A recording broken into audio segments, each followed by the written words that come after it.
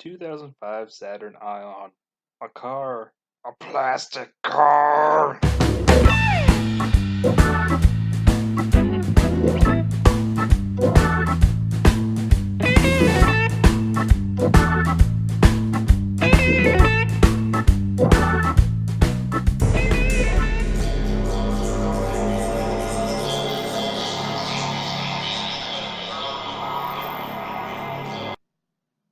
Saturn will forever be remembered as another failed attempt by GM to take on those pesky imports. Introduced in 1985 and debuting their first production car in 1990, the S Series, Saturn would become the redheaded stepchild of GM. Seen as being shown favoritism by the higher ups of the other brands, Saturn was allowed to work independently of GM in the early days. They were allowed to develop their own engine, their own platform, the Z body, and even had their own manufacturing plant in Tennessee. By the late 1990s, tension from GM's other brands would lead to the mother company roping in its adolescent brand. By the time the Ion replaced the Agent S series, the writing was already on the wall. The Ion was Saturn's way of shaking off the 90s. While the S series would be Saturn's most remembered car, its small stature and wedge shape still screams 90s kid. The Ion would bring the brand kicking and screaming into the early 2000s, flat bills and all.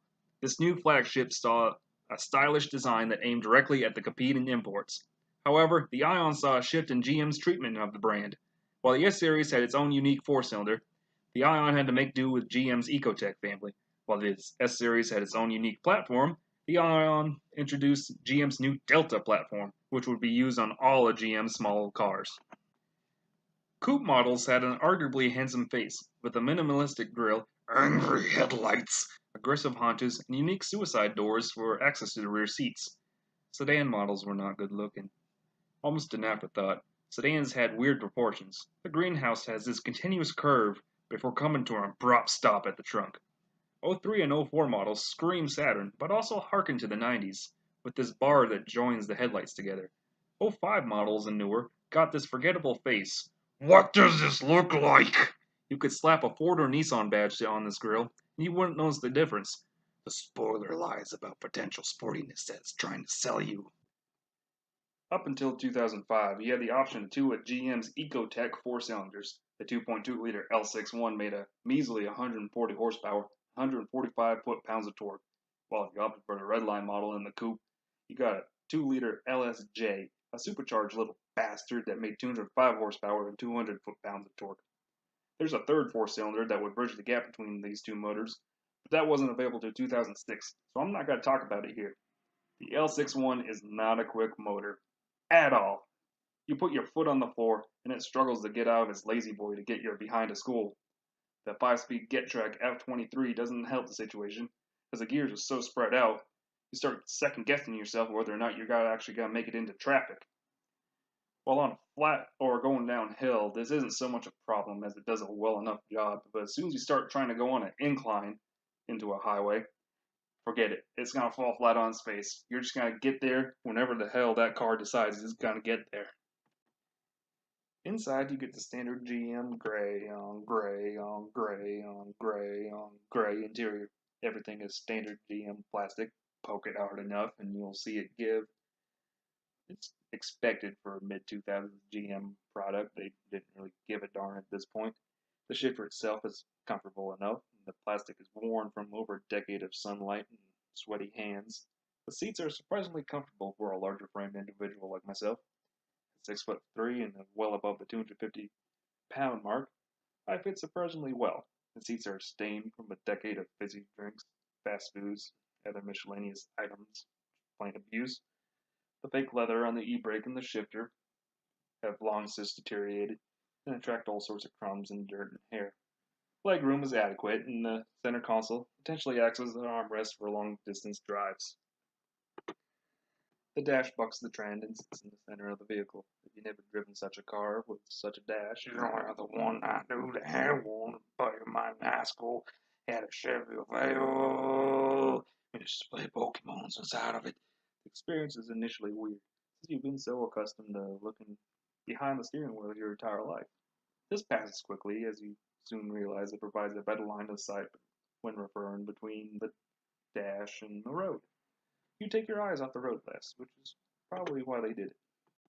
So, does this car have any faults? The trunk leaks! Fix the weather stripping, and it soon leaks again. Oh, this little vent. Suction water when it fails. Be okay if it wasn't for the vent for the battery. So you will end up with is the car battery sitting inside a bucket of water. This, of course, sends the electronics into a fridge. You replace the vent. Now you have to be wary of any groceries you put in the trunk. That stray bottle of Dr. Thunder may bounce around and hit that vent, and now it's leaking again. So yeah, these cars have a problem with the trunks leaking. A lot. Other than that, it's a fairly easy car to service.